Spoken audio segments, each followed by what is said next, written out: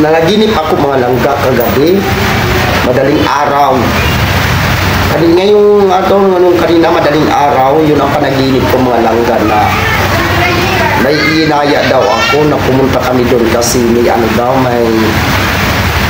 papa hilot, ganun.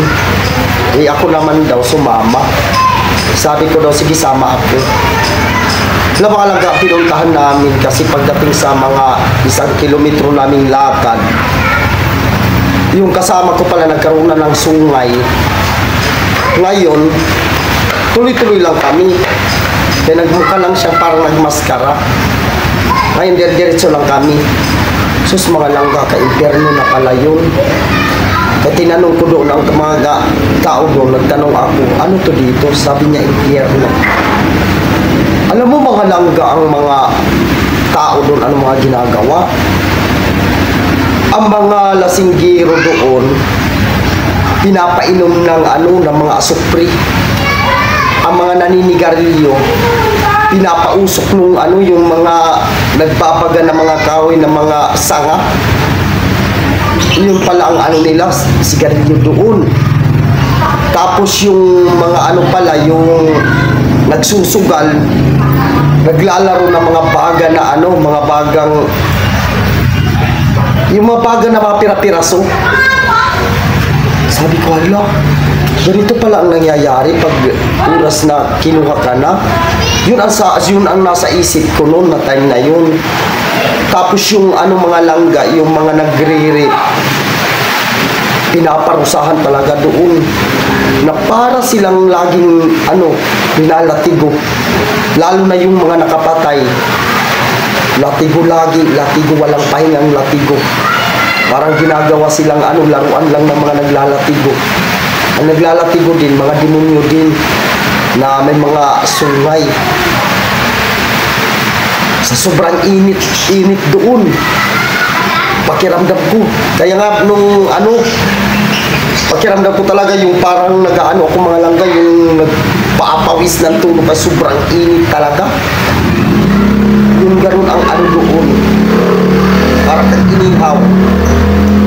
Tapos yung mga babaeng bayaran, grabe ang mga pinagagawa kung ano palang ginagawa mo dito sa lupa, ganun din palang mo doon. Pinagtutulong-tulungan ng mga demonyong mga jablo din. Grabe ang mga trahedya ngayon mga langga. Alam mo, sa totoo lang yung panaginip ko na yun.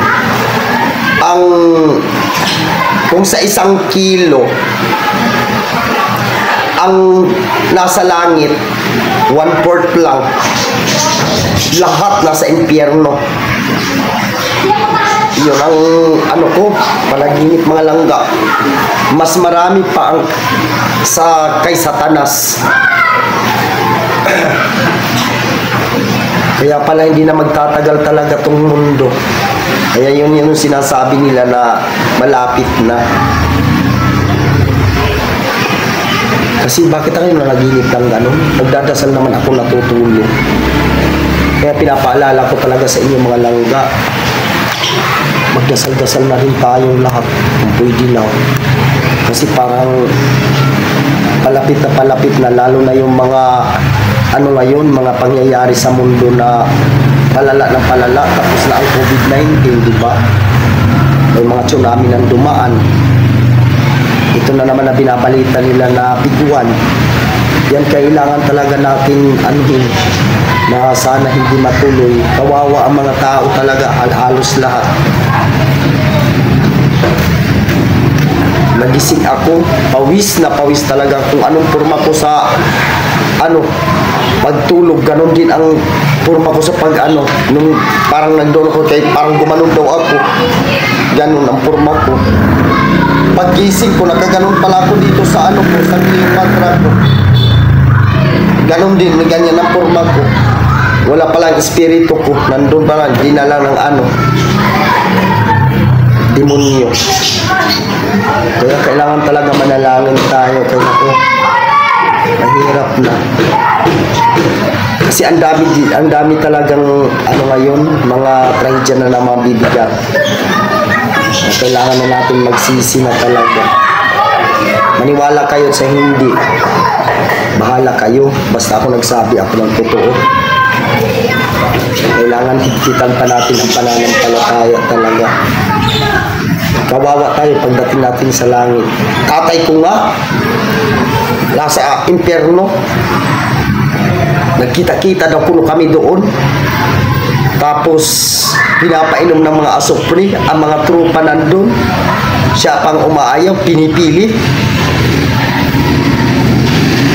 Yun ang nakita ko talaga doon.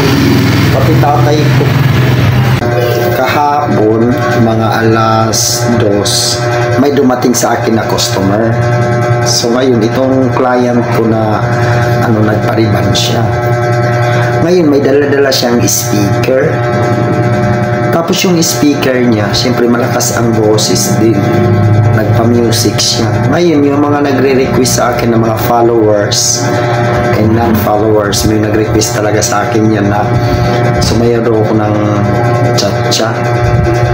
Alam nyo, sa katotohanan, mga langga, nung na-upload ko na yung video na yan, parang nakukonsensya ako na parang may presensya galing sa taas na iwan ko kung ano nangyari sa buhay ko na parang hindi ko na siya kaya na ipalabas na magsasayaw-sayaw ka pa nakasando tapos naka-short.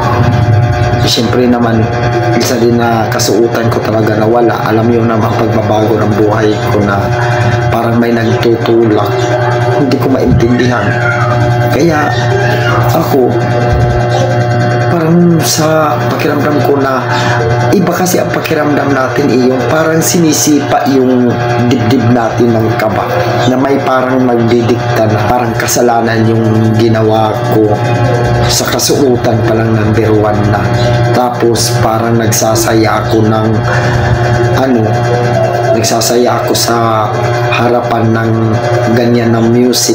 Parang hindi ako komportable. Parang may nagdidikta sa akin na malaking kasalanan. Kaya ang inisip, gusto ko talaga maghingi talaga ng sorry po sa inyo sa lahat nag-request, lalo na yung mga followers ko dyan, non-followers na nagre-request sa mga ganyan na sumaya. Parang hindi ko na yata kaya. Kasi parang may nagdidikta talaga na sinisipa ang dibdib ko sa kaba. Hindi ko maintindihan na malaking kasalanan talaga sa mahal natin na Panginoon. Kasi bigla akong nagbago. Yung parang may parang himala na nagdadala sa buhay ko na iwan, hindi ko maintindihan. Parang may nagdidikta na nasa taas. Kaya napahamak ako na sumama talaga na parang may babagabag na hindi ko maintindihan. Kaya napapayak ako sa nagawa ganun. Kaya nagpapaalam ako sa inyo lahat na hindi ko na kaya talaga content ng mga ganyan, mga sayaw.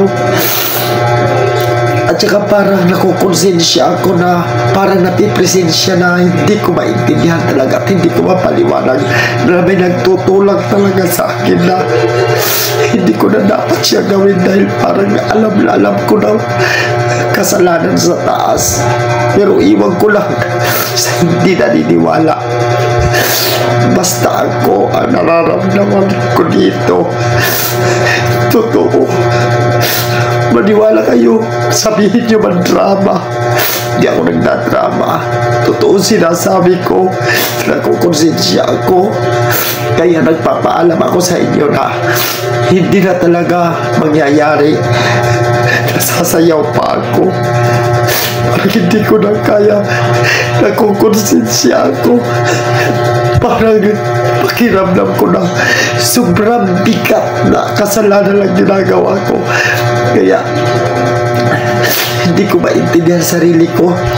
Bakit yung kaba niya, yung parang sinisipa na, tinutulak na parang nakukonsensya ako, na parang basahol pa ako sa pumatay ng tao, yung pakiramdam ko na kasalanan na ginagawa ko. Kaya hindi ako pwede na sa mga ganyan na request. Kahapon ko pa yan in-upload. Nagdadasal ako ng Panginoong patawad. Hindi talaga matagal-tagal sa sarili ko. Hindi ko alam kung ano sa sarili ko. Pinagdidikta talaga na mali talaga ginawa ko. Kaya patawad, Panginoon. Sabihin nyo dito nagdadrama ko. Ito nagdadrama. Totoo nararamdaman ko. Malapit na ang panahon. Malapit na.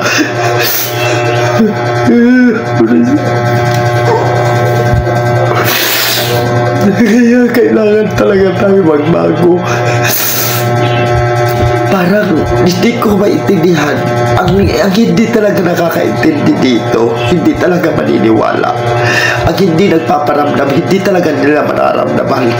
Kung sabihin nila nagsisinungaling, hindi nagsisinungaling. Ang puso talaga na parang may tumutulak ng tama. Yan ang masasabi ko. Pasensya na po. Talaga pasensya na po. Sorry.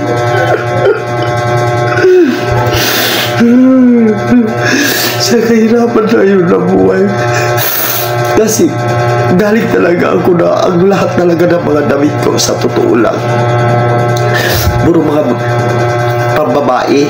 Alam mo no, nagmakla-maklaan ako. Hindi ko alam na bakit biglang pumasok talaga sa utak ko na parang may humila talaga sa akin ng ganito.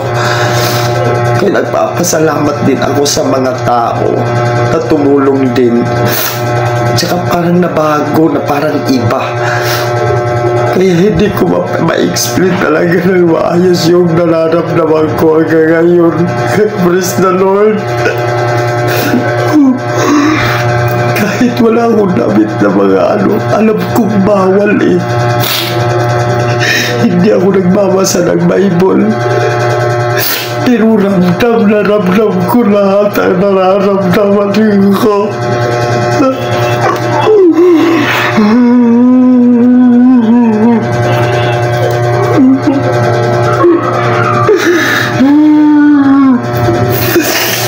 Problema ako kung ano gagawin ko. Parang may nagtutulak sa iyo at saka nararamdaman ko kung ano ang mali at saka tama. Asensya na, thank you sa iyo.